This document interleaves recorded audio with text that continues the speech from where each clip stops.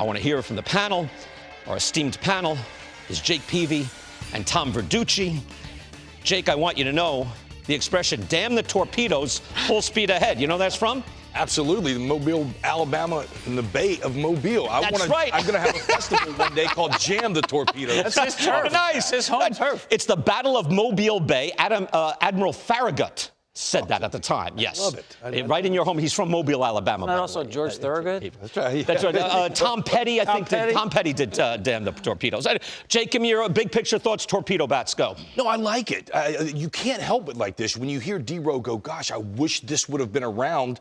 To me, I thought Aaron Boone did a nice job of, we all have kind of been around golf and seen what that looks like and getting fitted for your clubs directly to your swing and to your goals.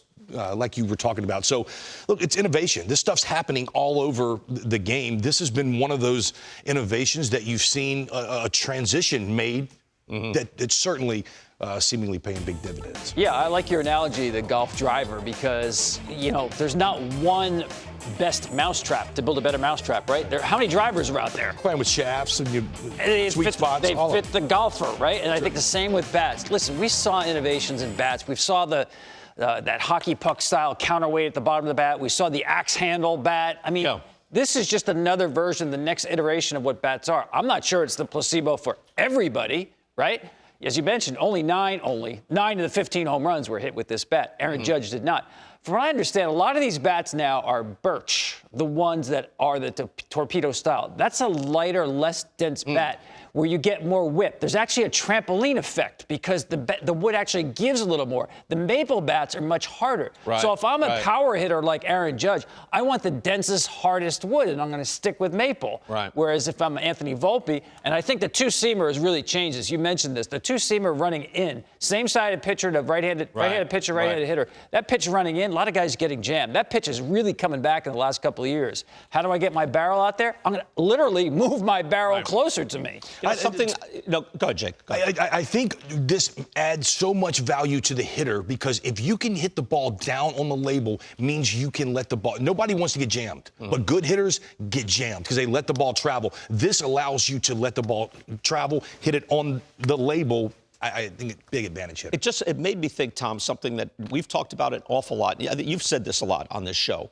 that over the last X amount of years, whatever it is, 8 years, 10 years, most of the technological advances have been in favor of the pitcher. Right. Now it seems there's one, because I've heard there's some consternation out there that, oh, what are they doing? These are making bad hitters good. This seems to be something, that, especially in the cutter world, in the two-seamer world, right, that this is something where now it has swung back to the batter. Is the whole industry good with this?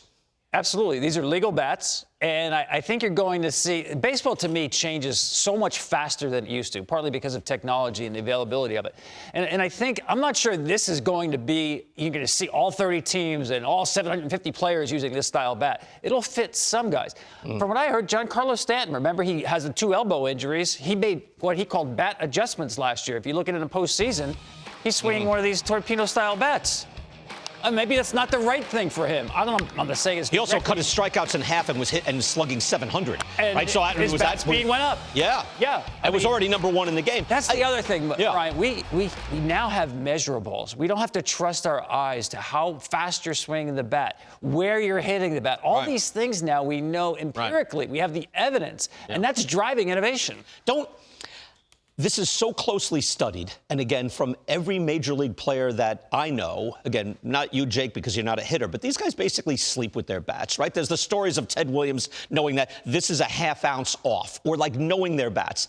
I'm just puzzled that there wasn't an innovation like Heine Groh in 1917 who said, I'm going to use a bottle bat. You know what I'm saying? That bat looked like it was cheating back then. I'm not sure that would be legal today. No wonder he was leading the league in hits with that bat and everybody else using the other. No, you're all over this. The best hitters I knew, from Tony Gwynn to Adrian Gonzalez to the Phil Nevins of the world, they measured these bats are like guitars to musicians. They don't leave their side. You get special ones with certain amounts of grain. So it is crazy that the technology is just now seemingly fitting in, that nobody thought of this before. And Paul Goldschmidt was one of those guys who got fitted with one of those counterweight bats. Yeah. Had his worst year last year, and now he's got the torpedo bat. So it's constantly evolving.